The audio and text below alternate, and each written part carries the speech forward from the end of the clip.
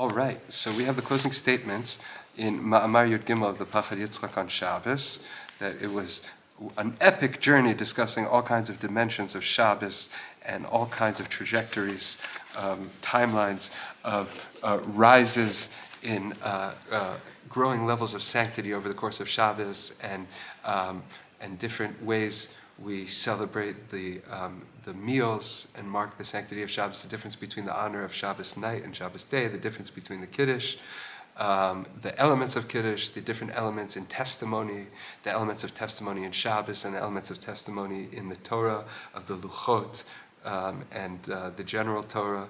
We talked about the function, the last point we made, which was really the upshot of the Maamar, was the function of the bread in the Su'udot is a reenactment of the function of the man on Shabbos. How the man at night, it brought in a level of testimony. It manifested Shabbos's dimension of testimony on the level of knowledge, and during the day, it manifested Shabbos's dimension of testimony on the level of witnessing. And that was manifest by the man. And then that's done, so there's no need to incorporate bread in the Su'udah of the third meal. Even though that seems ironic, because in the third meal, there's such amazing things going on, because that's the aspect of Shabbos that's directly referred to in the prayers as the Shabbos, the element of Shabbos that draws from the future rectification of the entire creation, which is Yom Shekulo Shabbat, right? The era which is total, the true Shabbos, the true manifestation of the ultimate Shabbos, and therefore that which is yet to be, we're living in time, in the moment of time where that's not manifest yet in our being. Therefore, the function of testimony has no domain. It doesn't speak of that aspect of Shabbos, and therefore it's not a function of Shabbos by the time of the third meal. Mm-hmm. That's what we talked about last time. So let's just read closing remarks.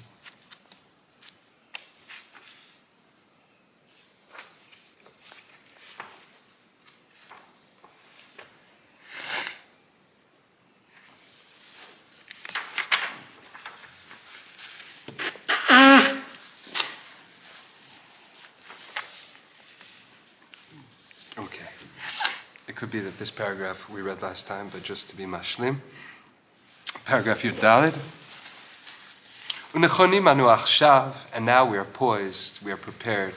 Lahafoch lenichuta et hatmiya b'shinoi seder hamadregot ben ma'arachet hatfilot ma'arachet hasuda. So we asked before, we had a wonderment in an observation of the phenomenology of, at the one time, you have a steady incline, which results in the apex of the sanctity of Shabbat in the moment after Mincha on Shabbos day, and yet, in regards to the system of the meals, there is a sharp decline in how those meals are celebrated in terms of the leniency of not even having to have bread for the third meal. We asked that, and now we are poised to actually settle that in such a pleasant way. Because within the system of the prayers as arranged over the course of Shabbos, Zman HaMincha, the time of the Mincha prayer, Hu HaPiska, that is the apex, Shel HaMadregot HaKodmot, of all previous levels of Shabbos. V'ilu b'ma'arechet hasuda, but in regards to the arrangement of the system of meals, Yesh kan horada, there is a sharp decline or a lowering of levels, Bizman HaMincha, marked at the time of the Mincha prayer, Lu'umat HaMadregot HaKodmot, in contrast to the previous levels, Shekein Makilim Anu B'Su'udah Shel Zman HaMincha, because we are lenient regarding the meal which occurs at the time of the Mincha, Upotrim Anu Ota Mechovat Hapat, and we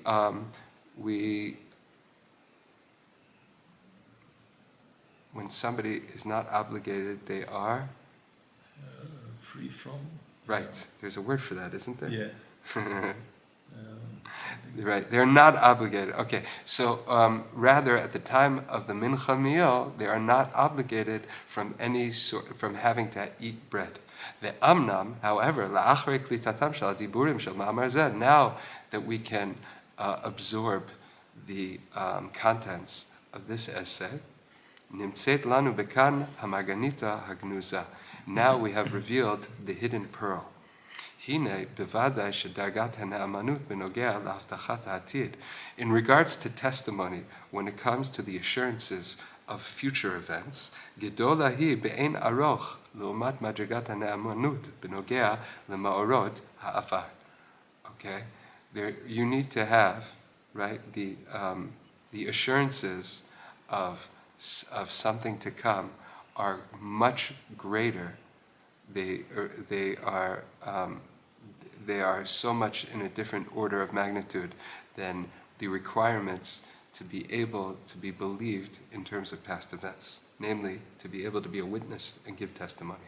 וכל זה הוא בנוגע למדרגת מידת הנאמנות בכלל. All this is in reference to the aspect of trustworthiness or faithfulness in general.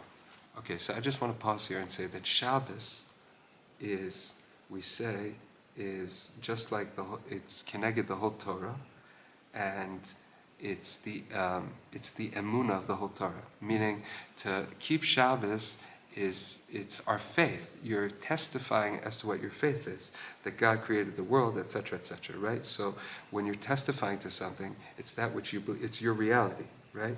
So Shabbos is comprised of testimony. Testimony is, we're testifying our emunah, and our emunah is comprised of things also. We have emunah in future things that HaKadosh Baruch Hu gave assurances on, and yet we cannot testify.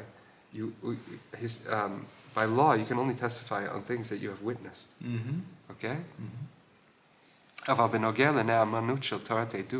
When it comes to the aspects of faithfulness that are governed by the laws in the Torah of testimony, there's no place in laws of testimony that govern testifying on the future. Rather, there are only laws in taking testimony on past events. V'nimtza, and it turns out,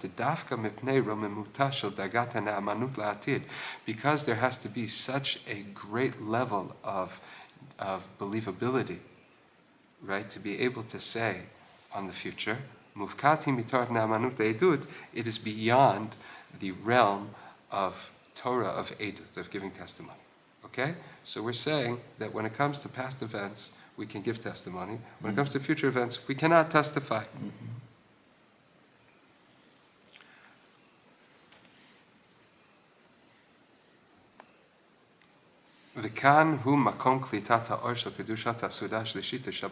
Now we can acquire, we can absorb, now this is the place for the absorption of the light of the exalted sanctity of the third meal on Shabbos. Because, specifically because of the elevated time of Mincha on Shabbos, therefore the man, which only serves to testify, cannot function there. It's even the man has no place in the time of the third meal. Because it has been explained to us very well in Maamar in this essay, the mechanics of the man, or the function of the man, b'kedushat Shabbat, in regards to the sanctity of Shabbos, hu b'torat ha'edut shel Shabbat. That is serving the function of testimony on Shabbos. And since the contents of the prayer of Mincha on Shabbos, the Shabbos hi'ata echad u'shimcha echad, we talk about the total revelation of God being one together with His one name, which is something that we only talk about when Mashiach comes, v'ayah bayom hahu, and it will be on that day, right? Bayom hahu yiyeh Hashem echad u'shema echad, shehu chazon ha'atid, that is the vision of the future, shel bayom hahu, on that day dafka specifically, not yet, but only once that day appears. Mimela ein hazman hazeh, now cannot be cholek shem la'atzmo, it cannot take for itself an identity. Ela b'yachas l'midat ha'ne'amanut beklal.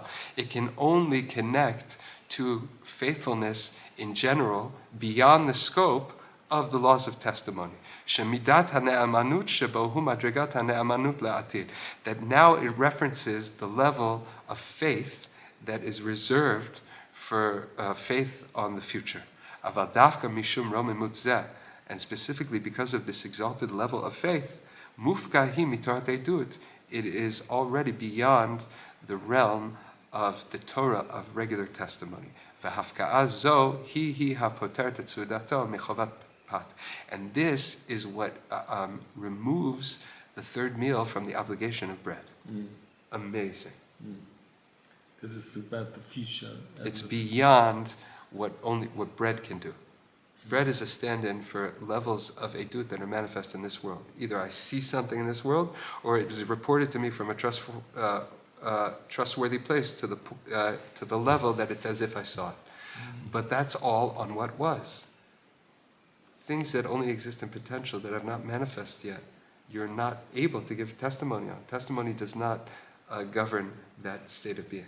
And therefore, you have to rely on a greater level of emunah in order to hold on to that reality of future events in the here and now. And is that linked with wine? Or not? No, it's since we established that the pot is a stand-in for the man, and the man served this function as a manifestation of the sanctity of Shabbos itself, right? Because a revelation of the sanctity of Shabbos was that the man would not fall on Shabbos. So it had to fall double on Friday. And the unfolding of the revelation in reality that was so, that man that fell on Friday was indeed for Shabbos, only it was like a time-lapse knowledge that only became known by the time that Shabbos day rolls around, and that man had not spoiled. So it's a miracle on a miracle. All of the man is miraculous, and yet the miraculous laws that governed the man was that it would have spoiled, and then that rule changed, and that's a manifestation of the sanctity of Shabbos. But there's nothing in physicality that represents the future of the redemption of the Hashem Echad. By definition, you can't, because that's physicality, and that hasn't become present in this physical world. I thought that maybe sod of yain might have got us in there. There's even those that make kiddush on Sudah Shlishit, there's no obligation for that either. I would say it like this. You could say it reverse. The obligation to have bread, specifically in the 2 meals of Shabbat, are because somehow they need to manifest somehow in the physical world laws of testimony that were manifest by the month. Right. Whereas the third element of Shabbat doesn't have that element in history, so it doesn't need to be. I just heard from my learning in London that yain was different from any other product in the world, in that it comes from chelek of olam haba. In other words, it instead of decomposing, it gets better with time. It reverses. I'm not familiar with that. That's very, very fascinating. But there is a concept called yain mishumar misheshet yemei bereshit. That ultimate wine, the original wine, the wine from Gan Eden, is being held for the Sudah to be served with the Leviathan when Mashiach comes. Right. So that there must be something there. But I'm not familiar with the teaching that you mentioned. Okay, so we have one last paragraph just to close here. Zachinu efo b'nekudat ha'ora shel kedushat ha'sudah shlishit Shabbat makata. We have merited somehow with this point of light of the sanctity of the third meal of Shabbos, the keshem shebema'arechat hatfilah, just like in the arrangement of the prayers. Zman hamincha, the time of the mincha prayer, hi hapiska shel madrigat hakodmot, it is the apex from all previous levels. Kimo kein, so too, gam b'ma'arechat hasudah, in actuality, in the arrangement of the meals, zman hamincha hu hapiska shel madrigat hakodmot. Indeed, right, the time, not just the prayers, but the time itself, that's the time, the highest time of Shabbos. זמן המנחה הוא הפסקה של המדרגות הקודמות. דווקא מצד ייחוד רוממותו של זמן המנחת דשבת, specifically through the uniqueness of the elevated status of that particular time of the Mincha on Shabbos, שהוא זמנה של מידת הנאמנות לעתיד, which is the highest level of faithfulness. That's when God's sanctity is present. That's the sanctity where He can assure you on that which is yet to happen. He's the only one that can tell you, meaning when He says it's going to happen, you could testify. It's like, it's like it happened already.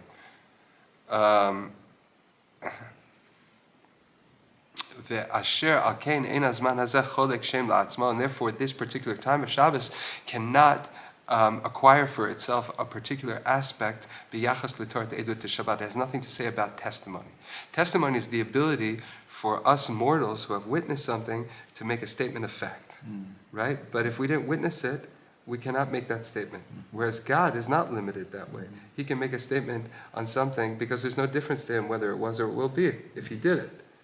Okay? But he's somehow joining us into that future. Yeah, we are statement. celebrating that, but we don't have the role. We are partaking of it, even though we cannot. Edut is just a manifestation of laws that men are capable of doing. Right. So that part, the 2/3 of Shabbos covers that.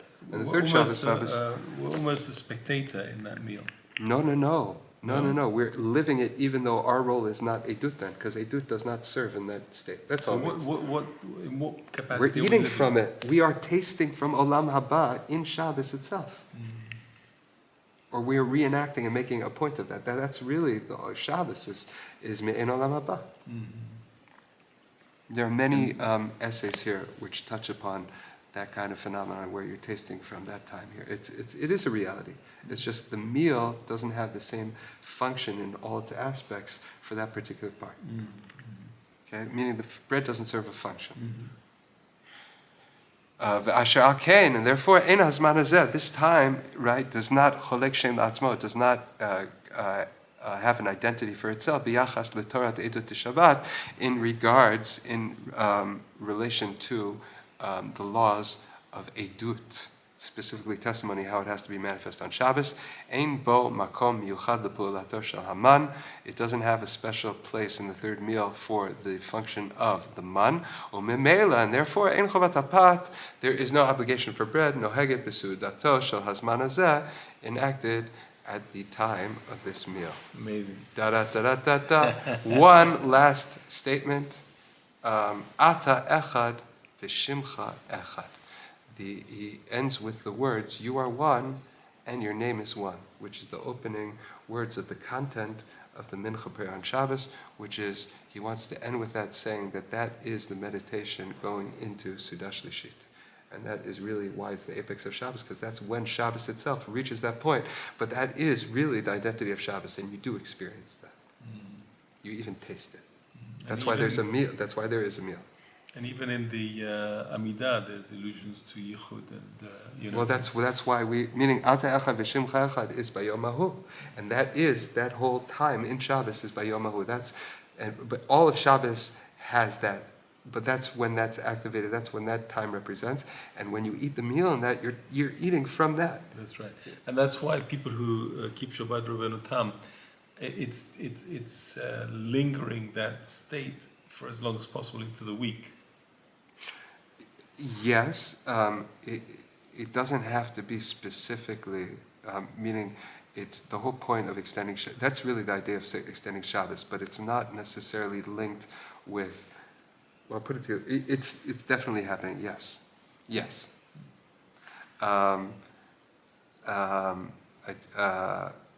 a story with the Hasidim say a story with the seer of Lublin that he would be marich Sudash Lishit way into to dawn of Sunday morning. And there's, Chazal say that the fires of hell are turned off for Shabbos. So the Chassidim tell a story that the one time Sudash Lishit was getting to be alot, and there was a rap at the window behind the Chozeh's seat, and the Satan himself was motioning come on, for I've them got to work. Wrap it up. We got to get those fires burning. Anyway, Sheniskeh liyom shekulo Shabbat. Amen. So now, my question is this: we've got another 20 minutes or so. Is there scope for us to learn the Alshech on any of the Megillot